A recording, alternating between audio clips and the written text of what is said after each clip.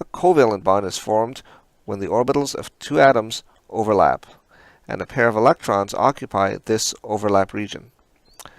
Just as with the case for atomic orbitals, the space formed by the overlapping orbitals can accommodate a maximum of 2 electrons, and furthermore, these electrons must have opposite spins.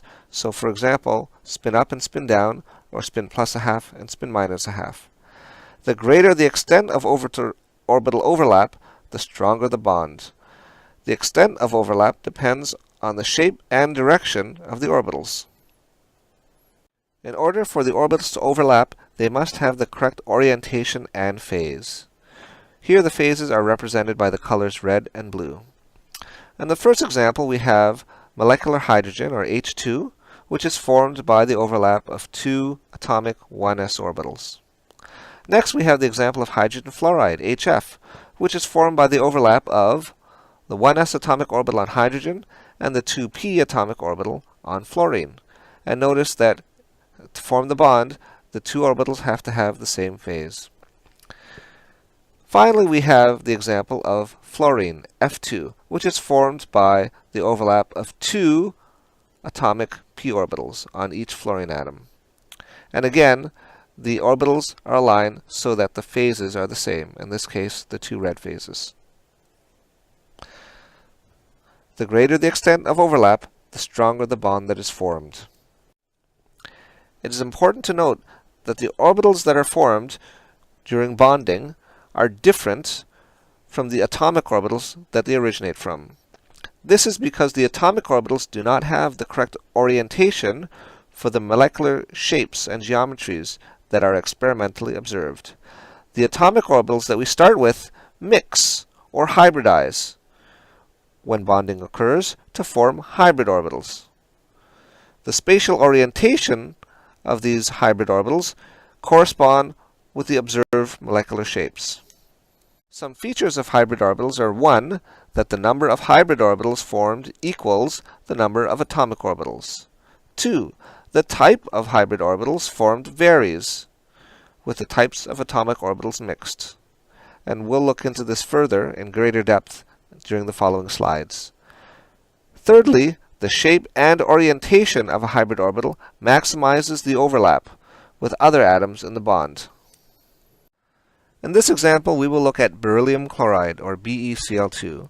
And here we have the Lewis structure for beryllium chloride, and we see that each of the chlorine atoms is bound to beryllium with a single bond. The next step is to take a look at the electron configuration for beryllium. And being in group 2 and looking at the periodic table, we can see that beryllium has the electron configuration He2s2, where He represents the core electrons and 2s2 represents the valence electrons. So we see that we have 2 valence electrons, which are located in the 2s atomic orbital. Now, looking at those electrons in greater detail, as an atomic orbital diagram, we can see that yes, indeed, those 2 valence electrons are located in the 2s atomic orbital, where one of the valence electrons is spin up and the other electron is spin down. Of course, in the case of beryllium, the 2p atomic orbitals are empty. Now, in order to create our hybrid orbitals, we will take one of the 2s atomic orbitals and one of the 2p atomic orbitals and combine or mix them to form our 2 sp hybrid orbitals. So we started with 2 atomic orbitals and created 2 hybrid orbitals, which are shown here. These are the sp hybridized orbitals. And you can see that both the shape and orientation of the atomic orbitals has changed when they were mixed and became sp hybrid orbitals. And in this case, our sp hybrid orbitals are located 180 degrees from one another.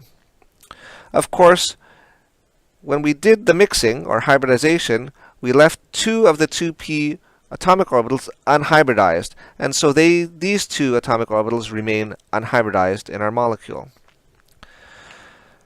Now, when we're filling up our orbital diagram, and placing our two valence electrons in the orbital diagram, we can see that the first electron goes in one sp hybrid orbital, and the second valence electron goes in the other sp hybrid orbital.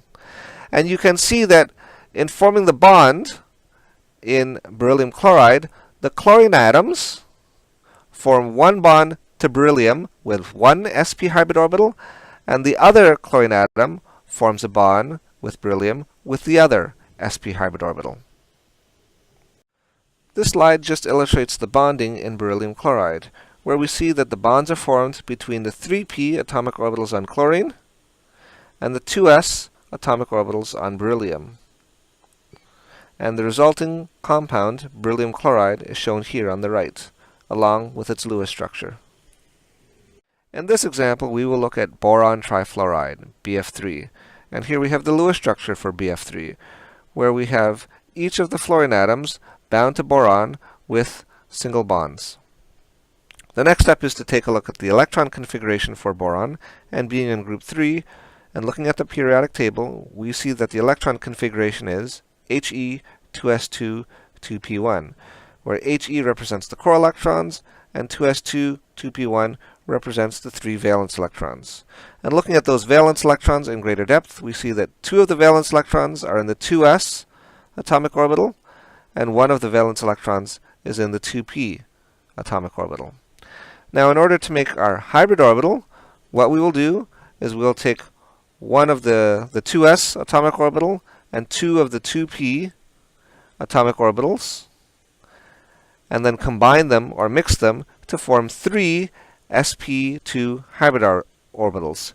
So once again, we've taken 3 atomic orbitals, 2s and 2p atomic orbitals, and created 3 sp2 hybrid orbitals. And the hybridized orbitals are shown here. And it's important to remember that both the shape and orientation of the hybridized orbitals differ from that of the atomic orbitals that they came from or were made from.